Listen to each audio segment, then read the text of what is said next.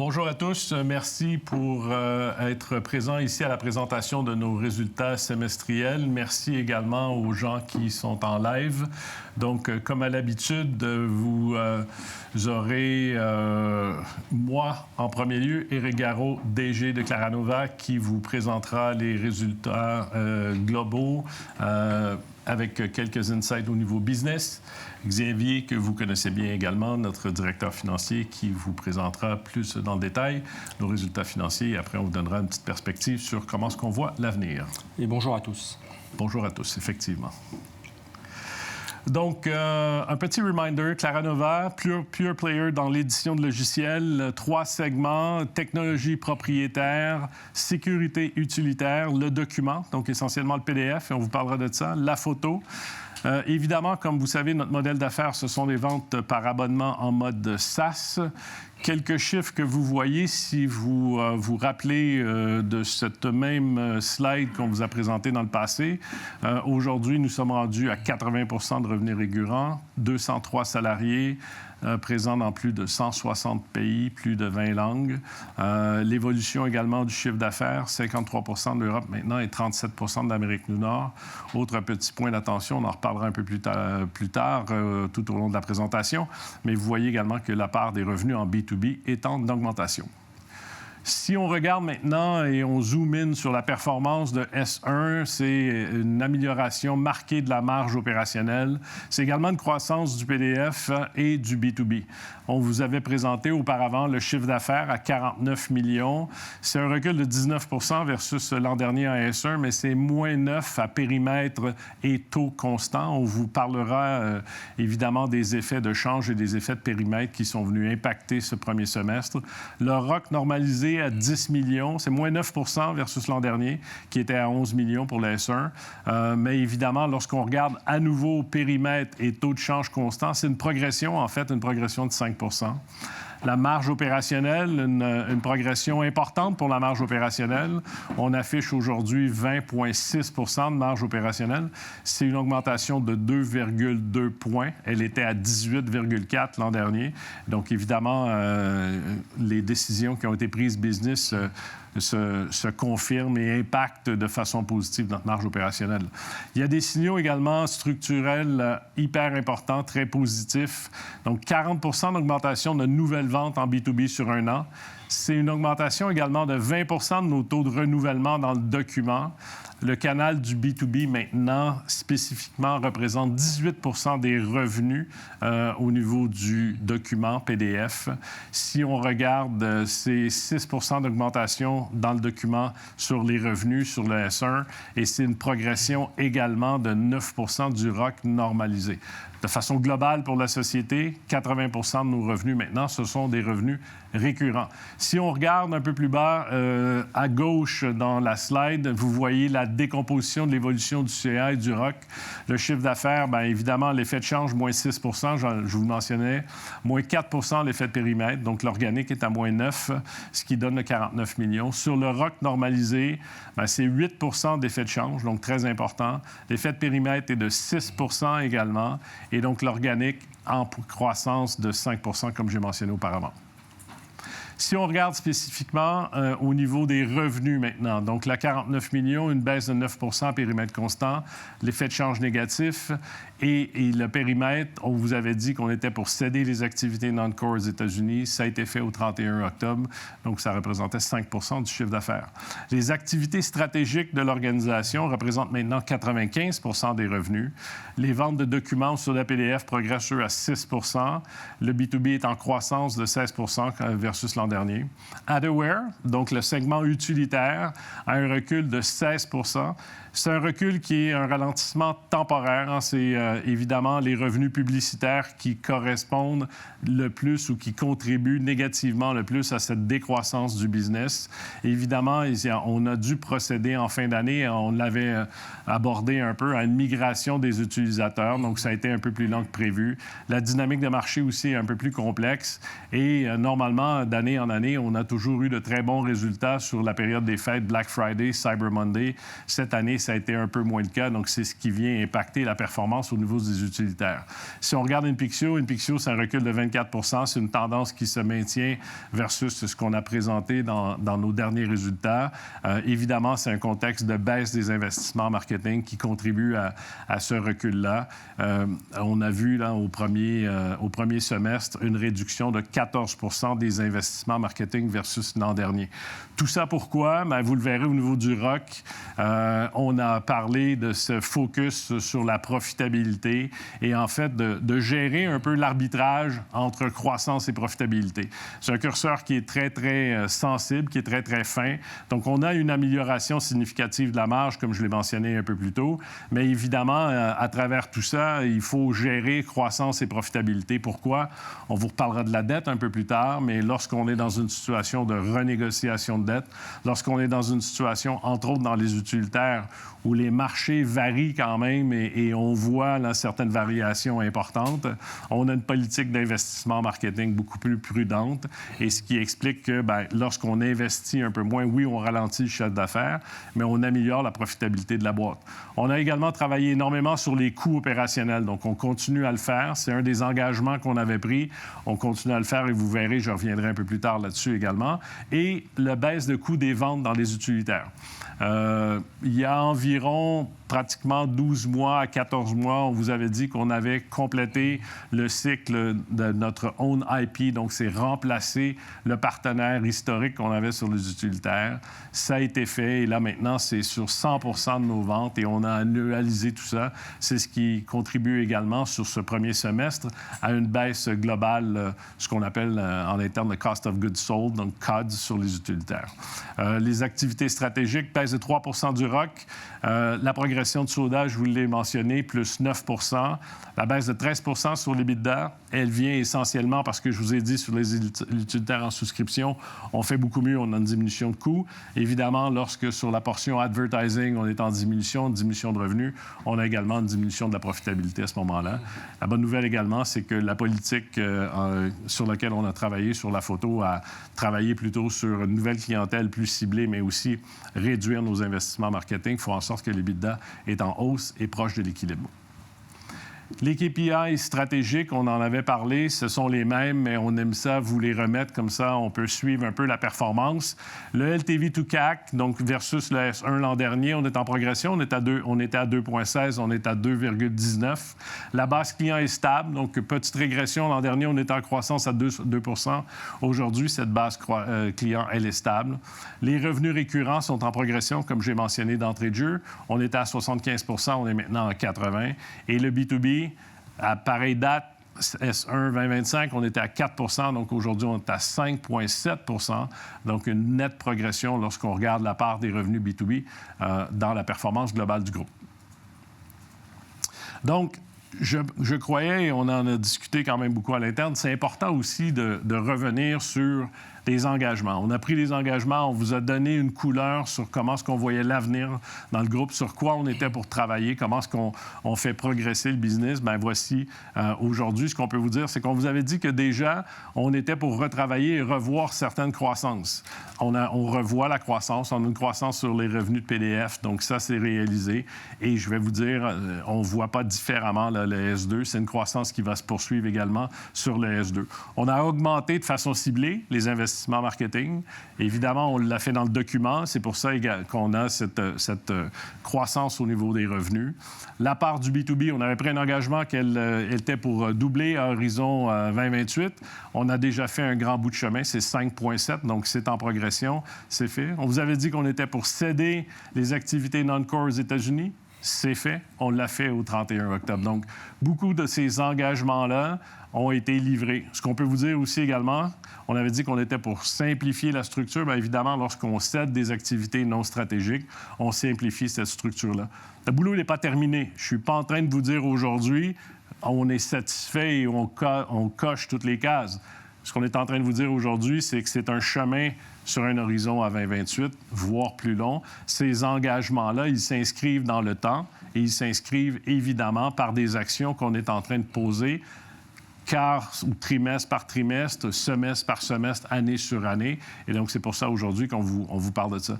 On avait prévu également et promis de faire une augmentation des revenus récurrents. C'est livré aujourd'hui. Tout ça donne quoi au final? Bien, c'est un profil de risque qui est renouvelé. Donc, c'est une amélioration qui est confirmée. On vous en a parlé parce que c'est un élément important dans notre capacité à renégocier la dette. Donc, on y reviendra. Et à travers tout ça également, on a lancé de nouveaux produits ou amélioré les solutions. Donc, CleanBuff a été lancé. Donc, c'est un nouveau produit macOS au niveau des utilitaires. On en a parlé la dernière fois, mais maintenant, on est en accélération d'acquisition et de campagne. Donc, c'est un des éléments sur les utilitaires où on se voit faire de la croissance sur le deuxième semestre. Le portail B2B, bien, écoutez, cette semaine, on a fait l'annonce d'un nouveau partenariat avec Reverso. Ils ont choisi, évidemment, nos technologies.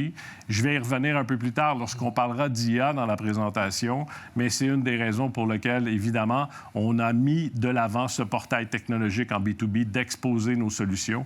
On est en test, d'ailleurs, avec plusieurs autres clients potentiels, donc c'est un élément très, très encourageant. Et c'est ce qui vient soutenir notre engagement de croissance des revenus en B2B. Et sur nos applications web, et principalement dans le document, nous avons fait une grande mise à jour globale sur la plateforme web documentaire avec l'ajout de fonctionnalités et beaucoup plus de performance aussi à l'intérieur de ça. C'est ce qui contribue également à venir nous aider sur l'amélioration de nos taux de renouvellement. Xavier, je te passe la parole. C'est à moi, merci. Donc les résultats financiers un peu plus en détail. Donc là, vous retrouvez les éléments que nous venons d'évoquer. 49 millions d'euros de chiffre d'affaires sur le semestre, 10 millions de ROC normalisés, la marge qui est en croissance à 20,6%, le chiffre d'affaires international qui représente 94%, le résultat financier qui est négatif de moins 5 millions, mais vous le verrez juste après, qui est en train de s'améliorer significativement, notre trésorerie qui se maintient à 7 millions d'euros et un résultat net des activités poursuivies qui reste positif sur le semestre. Et les capitaux propres aussi positifs. Vous vous souvenez qu'on vient de situations plus complexes avec des résultats nets négatifs et des capitaux propres négatifs, ce qui n'est plus le cas du tout aujourd'hui. Donc voici le compte de résultats sur le semestre. Petit préalable méthodologique. Vous savez que suite à la cession de Planète Art le 30 juin et la mise en activité abandonnée de MyDevice, nous appliquons la norme IFRS 5 qui nous conduit à vous présenter donc, le compte de résultats avec le compte de résultats publié au S1 2024. Mais pour faciliter la comparaison, on publie également ici un compte retraité pour l'exercice 2024-2025 qui permet d'avoir une comparaison réelle entre le nouveau semestre et le semestre comparable à l'année dernière. Voilà, donc ça permet de séparer, si je peux dire, les activités poursuivies et les activités non poursuivies. Les activités non poursuivies ou abandonnées étant, elles, reportées sur une seule ligne en bas du compte de résultats, et vous le verrez également par la suite. Donc si on zoome sur chacun des points un peu essentiels, le chiffre d'affaires, nous en avons parlé, on a expliqué également l'évolution avec l'impact extrêmement fort du taux de change, mais une baisse de moins de 9% à périmètre et taux de change constant. Le ROC opérationnel courant qui s'établit à 8 millions, qui est en légère baisse par rapport à l'année dernière, par rapport à 9 millions sur le même comparable sur la période. On y vient juste après. Vous le savez qu'on publie sur le ROC normalisé, et lui est à 10 millions d'euros. On l'a vu précédemment et en très nette croissance. Autre élément important dans cette slide-là, c'est le résultat net, je l'évoquais, qui est de 2 millions d'euros au semestre et en comparable qui était à moins 6 sur le semestre comparable de l'année dernière. Le résultat net décomposé, donc cette fois-ci, vous voyez, on repart cette fois-ci du résultat opérationnel courant normalisé, donc notre ROC normalisé publié, donc il s'agit de 10 millions d'euros versus 11, donc qui est en baisse de 9%, mais avec une très très nette amélioration de la marge opérationnelle de 220 points de base. Élément important sur cette slide également, le point 2, c'est la plus-value, ce sont nos autres charges et produits opérationnels. Donc c'est la plus-value de cession des activités non-core. La cession est intervenue en octobre 2025. Prenant en compte l'écart de conversion, ça représente 3,3 millions d'euros. Et au même moment, on a passé une provision pour le protocole d'accord transactionnel que nous avons passé aux États-Unis de moins 2,2 millions, ce qui fait une charge et produit opérationnel de plus 1 million d'euros. Autre élément important, donc c'est les résultats financiers. On l'a vu après, je vous disais qu'ils s'amélioraient très significativement. Nous arrivions de moins 10 millions d'euros sur l'exercice précédent, sur le semestre précédent, et nous sommes là à moins 5 millions d'euros. Cela comprend les charges d'intérêt classiques pour 3 millions d'euros, l'amortissement naturel qui s'échelonne des frais d'emprunt, et puis une perte de change de moins 1,8 million d'euros, mais vous le voyez avec une partie qui n'est que latente, 1,4. Donc nous sommes très vigilants dans un environnement de taux de change, notamment euro-dollar, qui sont nos principales monnaies, très perturbées, à maîtriser et à couvrir au maximum ce change. Et le résultat net positif, vous voyez, de 2 millions d'euros. La ligne résiduelle en dessous, vous voyez, résultat net des activités abandonnées, concerne exclusivement MyDevice qui a un résultat net positif. La trésorerie, cette fois-ci, donc sur le même principe de présentation, le S1 2025 publié et le S1 2025 retraité, qui permet la comparaison avec le semestre 2026. Et puis on a mis un peu en exergue dans des cases plus visuelles la partie qui concerne uniquement les activités poursuivies, et je vais me focaliser là-dessus. Donc sur la période, la case des activités poursuivies est en légère augmentation, 10,2 versus 9,6, avec les arrondis, ça fait 10,10, mais ça augmente légèrement. Le point 2 sont les flux d'exploitation des activités poursuivies, 2 millions d'euros de flux d'exploitation, nous étions à 6, et c'est principalement lié aux activités, pour les activités poursuivies, principalement lié à une variation du BFR de moins 6 millions d'euros. Vous le savez, l'opération de cession de Planétart s'est faite le 30 juin, et donc les charges liées à l'opération se sont étalées sur le semestre que nous voyons ici. Et donc ça explique cet impact en l'évolution de BFR. Le point 3 qui concerne les flux d'investissement des activités poursuivies, là c'est en amélioration et ça s'affiche à 2 millions d'euros sur le semestre, avec notamment le solde de la cession de Planétart pour 4,6 millions. Je vous rappelle, on a cédé l'opération Planétart, on a fait l'opération le 30 juin 2026, donc sur l'exercice précédent, mais une partie du paiement est intervenue sur 2026, et donc on les retrouve là, fort heureusement. Mais également le paiement du complément de prix pour payer la forge pour 700 000 euros, et la capitalisation des frais R&D que nous avons retenu sur le semestre de 1,3 million d'euros.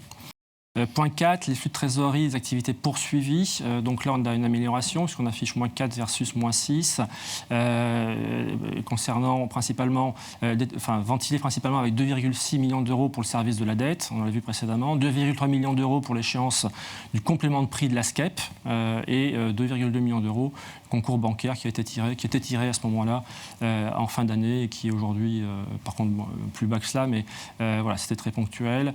Et puis également les effets IFRS 16 qui concernent exclusivement notre activité qui a été cédée, donc on ne devrait plus avoir cette ligne dans l'avenir. La trésorerie donc, qui s'établit sur l'exercice à 7 millions d'euros sur le semestre, en progression de 1 million d'euros par rapport au 30 juin de l'exercice, si on compare sur les 6 derniers mois. Un point sur la dette également, on y reviendra, mais on est bien évidemment très focus là-dessus pour réaménager cette dette, vous le savez, qui certes a diminué, et c'est les éléments qui sont passés ici, mais qui restent chers. Donc on a effectué sur l'exercice, là on vous a mis à la fois 31-12 sur la même période, mais également juin, puisque au 30 juin, post-session Planétart, la situation était bien différente. Vous le voyez, on a remboursé 87,5 millions d'euros de la dette Shiny, le pool SARLB également pour 12 millions, la BPI s'est amortie naturellement de 4, le PGE de 1, et la déconsolidation ou la cession de Planétart a conduit à sortir 10 millions d'euros de dette, 4 millions pour Planétart et 4 pour MyDevice. Au 31 décembre, donc la photo de la présentation, nous détenons 43,5 millions de dettes Shiny, après le remboursement qui a été fait initialement, ce qui comprend également 2 millions de frais à étaler, on les a vus tout à l'heure, les amortissements de frais à étaler, 3 millions pour la BPI et 1 million pour le PGE, le PGE s'éteignant au mois de mai de cet exercice cette année. La baisse donc ça, si on prend le comparatif d'une année à l'autre, ça représente une baisse très significative de 66% de notre dette, mais avec une très légère hausse sur la période entre juin sur les 6 derniers mois. C'est lié principalement, vous le voyez ici, aux intérêts courus non échus, le concours bancaire que j'ai évoqué tout à l'heure, qui était tiré ponctuellement à cet instant-là. Voilà, donc l'endettement net s'établit donc à 44,4 millions d'euros contre 56,6 l'année précédente. Et vous avez également la très légère hausse que j'évoquais sur le semestre. Le bilan, cette fois-ci, donc le point marquant, c'est bien évidemment que nos capitaux propres sont positifs. Je permets de le signaler parce que nous avions connu des périodes plus complexes. Aujourd'hui, ils sont positifs et augmentent donc de 2 millions d'euros, principalement liés à l'opération de cession des activités nord-américaines, non-core. L'élément important qui est signalé ici, c'est le point 1. Vous voyez au niveau des actifs courants, c'est hors la trésorerie, mais c'est important de le signaler. Ils comprennent le compte séquestre qui a été mis en place au moment de la cession de Planet Art, qui représente donc 10 millions de dollars. Aujourd'hui, converti, ça fait 8,5, 8,6. Et cette dette-là, ce séquestre-là, donc vous le savez, a vocation à être restitué au groupe le 30 juin, donc 12 mois après l'opération. Nous sommes confiants. Les événements qui pourraient impacter cette restitution ne sont pas avérés aujourd'hui, et donc on est plutôt très positif là-dessus. La trésorerie, je n'y reviens pas, vous l'avez vu, et la dette également, nous en avons parlé juste précédemment. Donc l'élément important également, on avait mis en place ce cockpit, si je peux dire, afin de confirmer l'amélioration de notre profil de risque. Vous le voyez, que ce soit le chiffre d'affaires impacté par les différents éléments que nous avons évoqués est en léger retard, mais la marge opérationnelle sur le ROC normalisé évolue significativement, les capitaux propres positifs, un résultat net positif également. La dette, nous l'avons dit, a un très net recul. La trésorerie de 7 millions d'euros, donc positive nettement, et surtout au niveau de nos attentes. Et or, en plus, la garantie ou la caution, le compte séquestre mis en place aux États-Unis, ce qui nous positionne aujourd'hui à un effet de levier très bas, puisqu'il est en dessous de 2, il s'affiche à 1,9, et des résultats financiers qui sont en très nette baisse, mais élément important, on doit encore améliorer ce compartiment avec un objectif fort qui est le refinancement de cette dette. Résultats financiers, résultats non financiers également. Vous le savez, Claranova est engagé dans la démarche RSE de façon très volontaire. On poursuit nos pratiques environnementales, sociales et gouvernementales. Nous avons publié à la fin de l'exercice précédent un rapport CSRD au titre de l'exercice clos en 2025 et ça nous a conduit donc à publier notre plan stratégique ESG à horizon 2030. Donc ça c'est fait. Vous le savez que la réglementation a évolué et donc aujourd'hui nous ne sommes plus soumis donc à une publication au rapport durabilité CSRD, voilà, mais nous avons pris le parti et fait le choix de continuer à notre démarche et de réaliser un rapport de durabilité sous le plan volontaire, de façon volontaire, et qui sera donc audité sur l'exercice 25-26. Donc vous aurez la continuité de ces informations. Le plan de transition climatique qui est associé avec cette démarche sera dévoilé dans le plan stratégique ESG le 30 juin 2026. Et puis les éléments qui corroborent cet engagement et cette amélioration permanente, c'est que notre notation extra-financière ESG d'Etifinance progresse encore. Elle est aujourd'hui de 50 sur 100. Voilà, et donc on est très attaché à ce que ces évolutions soient dans le bon sens et soient positives. Voilà donc pour la partie des résultats financiers. Merci Xavier. Donc, permettez-moi de vous parler un peu des perspectives et comment est-ce qu'on voit l'avenir. L'avenir, évidemment, quand même proche. On parle du deuxième semestre 25-26. Donc, les principaux projets à venir. On en a parlé plusieurs fois. Le refinancement de la dette Cheney Capital demeure l'objectif numéro 1.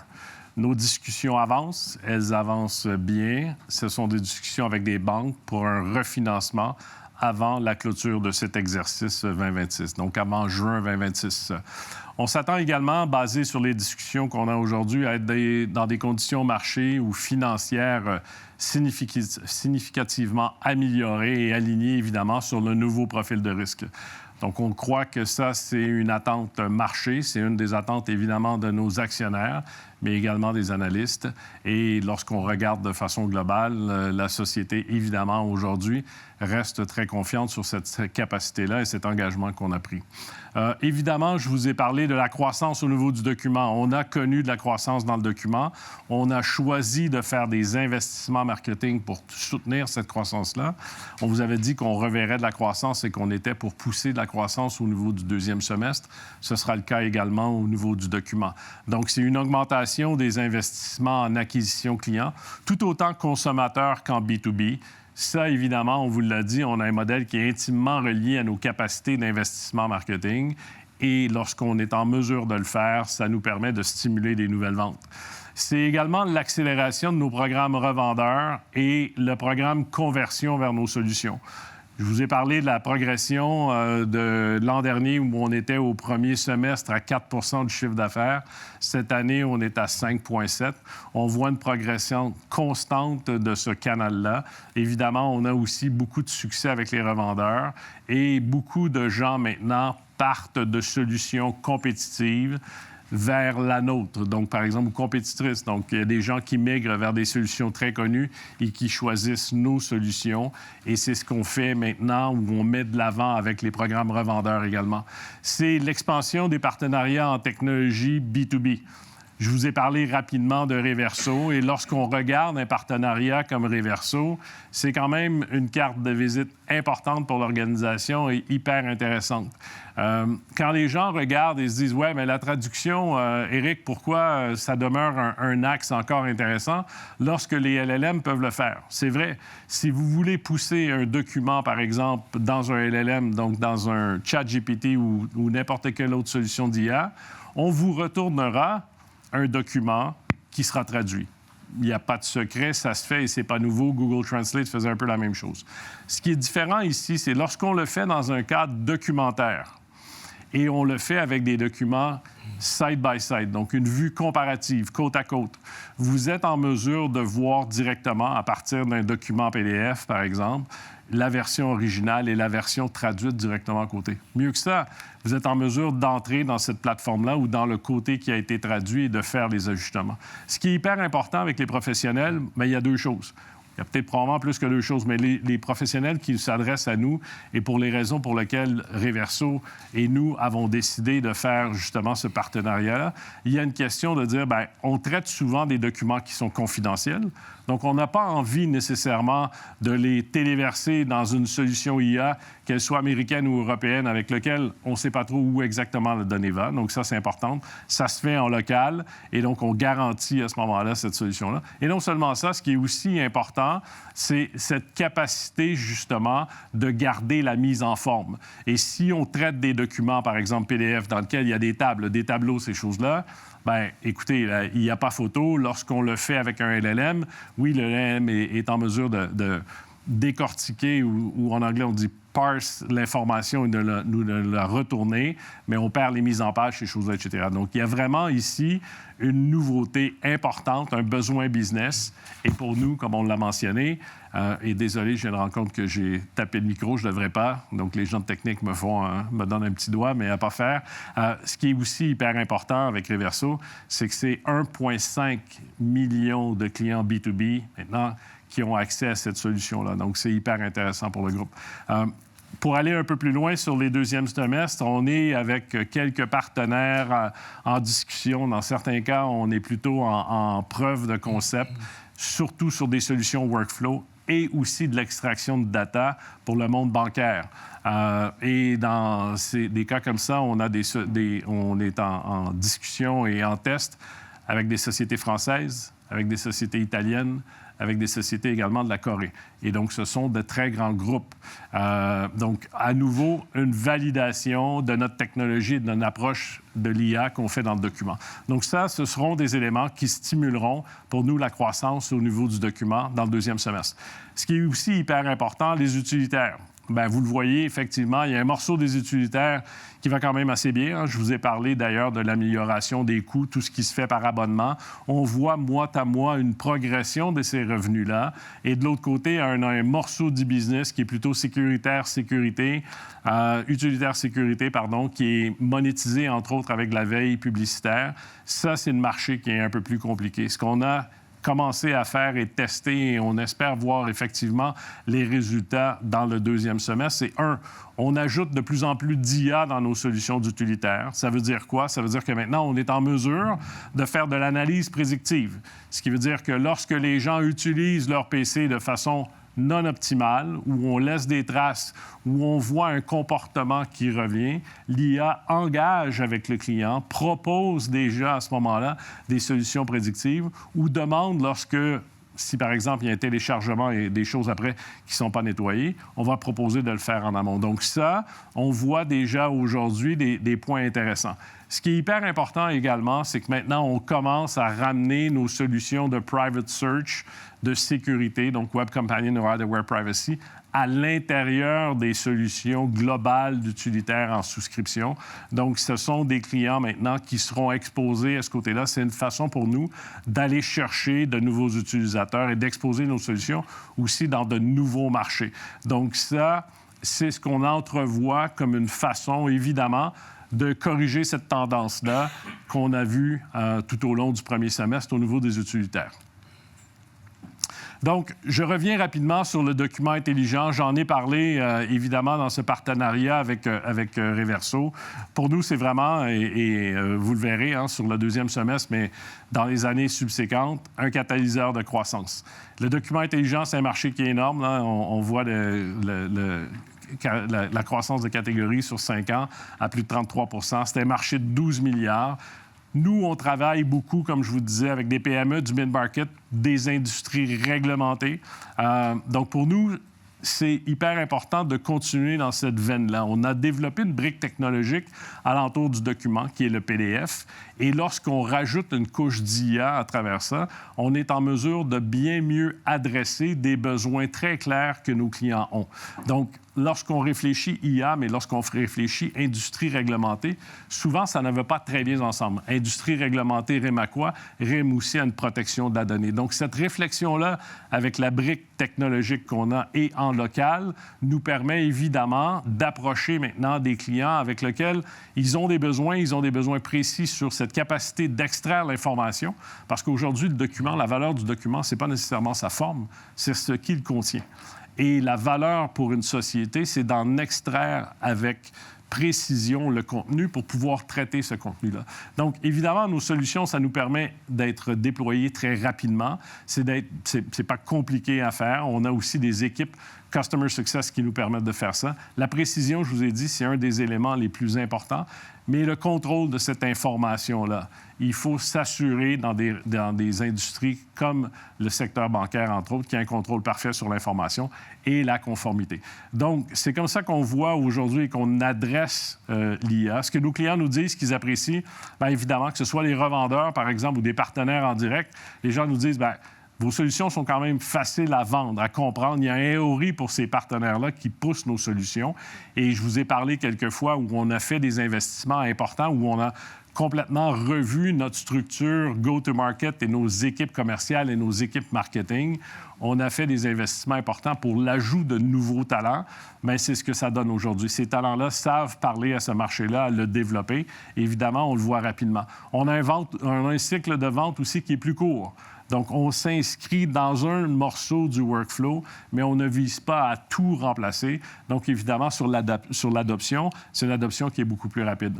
Et donc, à partir de ce moment-là, on est capable de voir de l'optimisation et de l'automatisation. Et c'est comme ça qu'aujourd'hui, avec déjà une partie du catalogue qu'on avait historiquement, en ouvrant le restant de nos autres solutions et en ajoutant des briques technologiques, on est capable de prendre de l'expansion dans ces segments-là.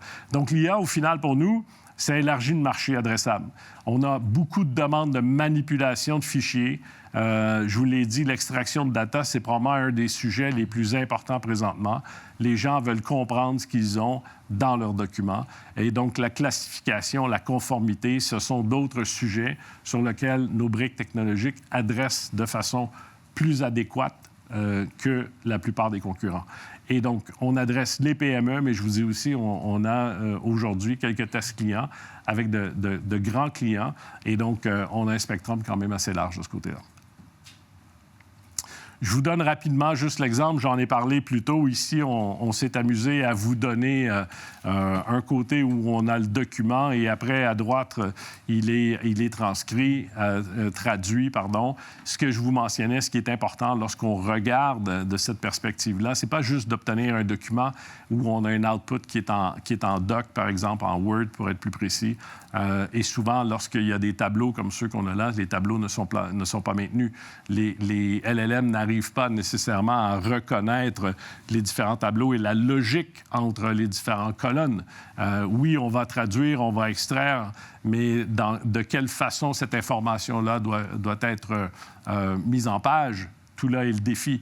Donc, d'où l'intérêt d'avoir développé cette technologie-là et ce partenariat avec Reverso. Donc, l'IA documentaire de façon native, c'est une préservation intégrale de la mise en forme et de la structure. Évidemment, ce sont les moteurs de Reverso. Donc, c'est des traductions multilingues. C'est plus de 25 langues. C'est enrichi par l'IA. C'est 1,5 milliard de mots traduits par jour. Et tout ça s'inscrit dans un modèle SaaS récurrent. Donc, évidemment, mise ensemble, une technologie éprouvée, nos capacités en termes de documentaire, ça nous permet d'aller servir ce marché-là. On vous donnait un autre exemple, vous voyez, le rendu. Et ce n'est pas des rendus là, où on a des bons designers qui vous ont fait ça joli pour aujourd'hui. Ce sont des rendus réels. Vous pouvez aussi tester. C'est toujours là, pas effectivement commercialisé. Ça sera mis sur un URL officiellement pour les clients avec compte, page de paiement, etc. Tout ça. Mais on vous partage le lien aujourd'hui qui est sur un lien de développement. Donc, si jamais ça vous intéresse de tester l'application, vous pourrez voir comment tout ça fonctionne.